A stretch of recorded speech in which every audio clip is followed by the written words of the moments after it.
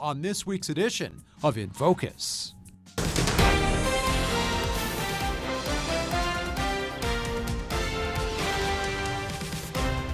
Vice President Kamala Harris and VP candidate J.D. Vance both come here to the Hoosier State. We'll have team coverage today from your local election headquarters. But we start with President Biden's historic decision to drop out of the race for president.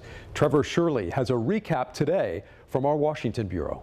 President Joe Biden says he believes his vice president, Kamala Harris, is ready to lead as the Trump campaign gears up for a grueling 4-month race to Election Day. I've given my heart and my soul to our nation. From the Oval Office Wednesday night, President Joe Biden began his long goodbye, urging civility among Americans and warning voters to not take American democracy for granted. History is in your hands. The power is in your hands. The idea of America lies in your hands. Vice President Kamala Harris, the assumed Democratic nominee, now scrambling to make up for lost time. I am fighting for our nation's future. Releasing her first official ad Thursday morning. In this election, we each face a question. What kind of country do we want to live in? Her rival, former President Donald Trump, throwing out his playbook for taking on Mr. Biden, now pivoting to Harris. Lion Kamala Harris, Lion, L-Y-I-N apostrophe. The most incompetent and far-left vice president in American history. Mr. Trump seeming to cast aside his own calls for a less heated race. I was supposed to be nice. They say something happened to me when I got shot. I became nice. When you're dealing with them, you can't be too nice. President Biden also laid out plans for the rest of his presidency as Trump and Harris continue to hit the campaign trail. Reporting in Washington, I'm Trevor Shirley. All right, Trevor, thanks. Reaction this week from former Vice President and former Indiana Governor Mike Pence, who said, quote, President Biden made the right decision for our country, and I thank him for putting the interests of our nation ahead of his own, though some Indiana Republicans said that President Biden should consider stepping down altogether. Now, as we mentioned at the start of the broadcast, the vice president's sudden new campaign for president was on display right here in Indiana this week. I was there as Vice President Kamala Harris spoke Wednesday afternoon at the Indiana Convention Center.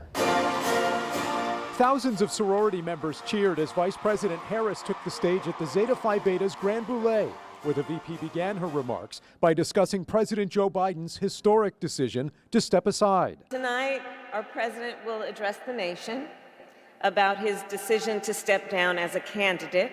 We are all deeply, deeply grateful for his service to our nation.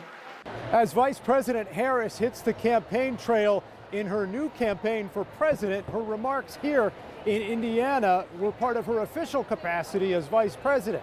But she did touch on many of the themes she'll be putting front and center in this race for president in 2024. We share a vision for the future of our nation, a future where every person has the opportunity not just to get by, but to get ahead. And in this election year, Vice President Harris also had a lot to say about her opponents. In this moment, I believe we face a choice between two different visions for our nation.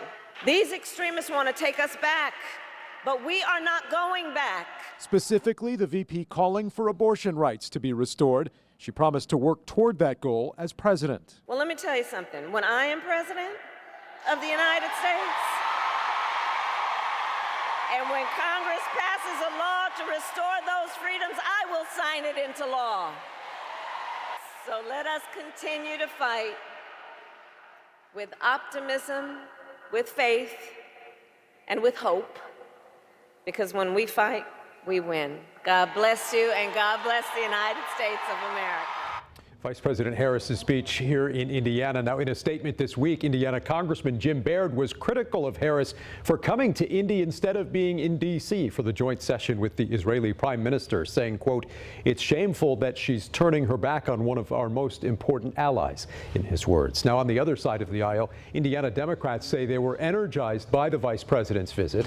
Our Hannah Adamson spoke with State Party Chair Mike Schmoll about the impact her campaign could have this election year.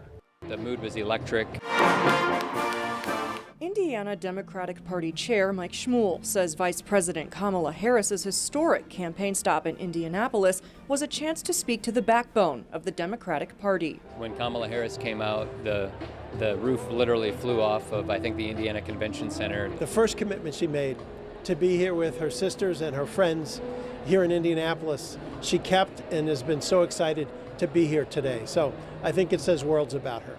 Party leaders say the VP's visit also brings more attention to the state's gubernatorial and attorney general races ahead of November. I've talked with folks affiliated with DGA, so the Democratic Governors Association.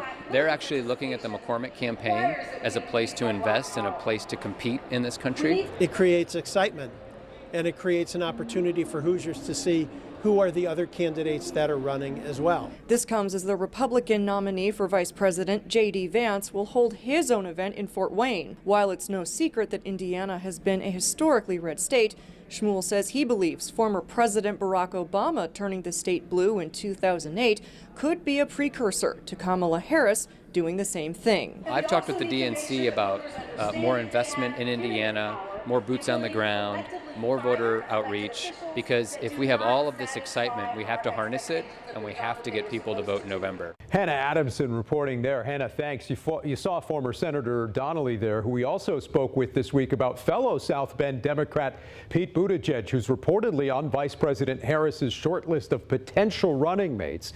He'll be touring the Great Lakes next week, including a stop in Kokomo Friday. This week, I spoke with former Senator Donnelly and Congressman Andre Carson about Mayor Pete's chances of getting on the ticket and about what next month's convention will be like, with Donnelly serving as chair of the Indiana delegation. What will this moment be like in Chicago next month? It'll be a very serious moment because it's American history, really. It's been a long time since we've seen a convention like this, and I think America will all be watching. And what America is going to see is a group of people who are very serious about their obligations. I know our delegation is very, very proud to represent Indiana. You're from South Bend. Former Mayor Pete Buttigieg, of course, has been mentioned as a possible contender in that mix, although he may not be on the shortest of short lists. It seems like there are a number of other governors who are being vetted at the moment.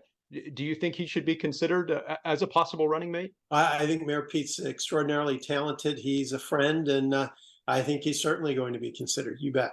Who else do you think we might see in that mix? I know we're seeing a number of Democratic governors, potentially from swing states. What might be the best route for the Harris campaign to go here with this pick? I think the best route for me right now is to let them decide who they think is the best pick, and then we'll weigh in after that. We have to remain focused and move forward with Vice President Harris, who is the best choice.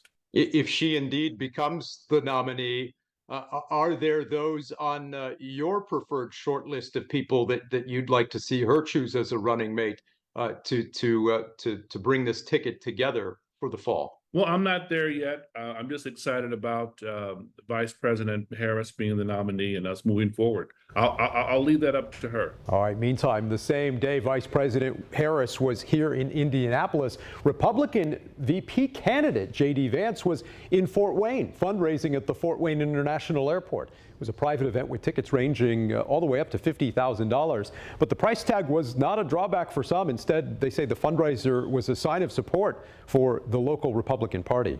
This is very significant. It basically substantiates that Allen County is the hotbed of Republican excitement in the state of Indiana. Right out of the gate, out of the Republican convention in Milwaukee last week, J.D. Vance committed to coming to Fort Wayne because he knows that Fort Wayne is a very loyal Republican base, and there's a lot of support here for he and President Trump.